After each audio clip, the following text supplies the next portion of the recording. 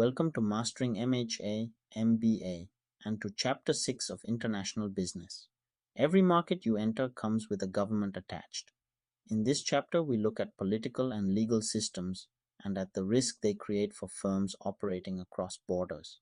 In Part 1, we start with the single idea that runs underneath everything else: country risk. Start with a story.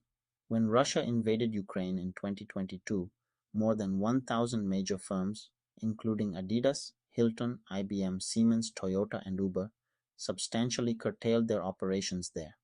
And then many of them discovered something uncomfortable. Leaving was harder than staying. Russia's government required many firms to sell their assets at a 50% discount to market value.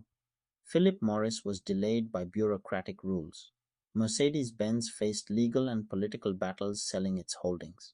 McDonald's did manage to sell more than 800 restaurants to a local buyer, and it took a $1.4 billion loss doing it. That is country risk. Formally, country risk is exposure to potential loss or to adverse effects on a company's operations and profitability caused by developments in a country's political or legal environments. You will also hear it called political risk. It is one of four major risks in international business, sitting alongside cross-cultural risk, currency risk, and commercial risk. And although its immediate cause is a political or legal factor, what sits underneath is often economic, social, or technological. Country risk is usually not dramatic. Usually it is just a rule change. Germany introduced a recycling plan requiring shoppers to return non-reusable soda containers for a 25-cent refund. Rather than deal with the returns, big supermarket chains pulled Coca-Cola from their shelves and pushed their own store brands instead. Sometimes the rule changes the price of a mistake. Hilton was fined $700,000 in 2017 for data breaches that exposed more than 350,000 credit card numbers. Had the same breach happened a year later, under the European Union's GDPR, the fine would have been roughly $420 million. And sometimes the rule decides what you may sell at all. China has censored Western programs including Downton Abbey and House of Cards, forbidding content it considers inappropriate for its citizens. Between 2020 and 2023, governments worldwide imposed lockdowns, closures, and travel bans that pushed down both world trade and foreign direct investment. So how prevalent is country risk? It runs high in countries with unstable governments, underdeveloped legal systems, or biased law enforcement. Venezuela, Afghanistan, and Russia sit at the risky end. Canada, Japan, and Singapore sit at the other end, with stable, transparent, well-functioning political and legal systems. Notice the pattern and the irony inside it. Risk falls where the legal climate is favorable and politics are stable, which means many of the riskiest states are poor countries that would benefit enormously from exactly the foreign investment their risk drives away. Country risk can hit every firm in a country or only some of them. Economic instability in Afghanistan affected everyone. But in 2017, Venezuela seized a factory owned by General Motors while leaving competitors like Toyota and Fiat Chrysler untouched. It expropriated utilities and oil firms, but not most other industries. India shows the quieter version of the same thing. Strict rules limit imports of agricultural products, chemicals, and motor vehicles. High tariffs on crude edible oils raise costs for processed foods and quick service restaurants. The system of tariffs and fees is complex and lacks transparency. ArcelorMittal, Nissan, and Walmart have all faced delays establishing operations there. To understand where this risk comes from, you need the two systems that produce it.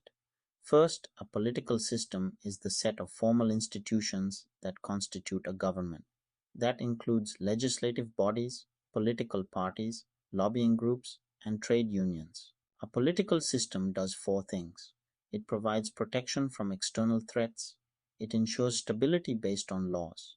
It governs how valued resources are allocated among the members of a society. And it defines how those members interact with one another. Second, a legal system is a system for interpreting and enforcing laws. Its institutions and procedures ensure order, resolve disputes in civil and commercial activity, tax economic output, and protect private property, including intellectual property and other company assets. These two systems are interdependent and they are always moving. A new government, a shift in a party's priorities, a campaign by a special interest group, a new law or regulation, any of these can raise country risk. Gradual change a firm can absorb. Sudden change is what does the damage. The consequences are concrete. A new import tariff raises the cost of a key component. A change in labor law alters the hours your employees are allowed to work. A new political leader takes over corporate assets. And in disputes between local and foreign firms, governments often lean local. Even where a Western firm wins in court, the judgment may simply not be enforced. But the same systems also create opportunity, and this is the half people forget. Preferential subsidies, government incentives, and protection from competition all reduce business costs. Many governments actively court foreign investment with tax holidays and cash incentives for employing local workers.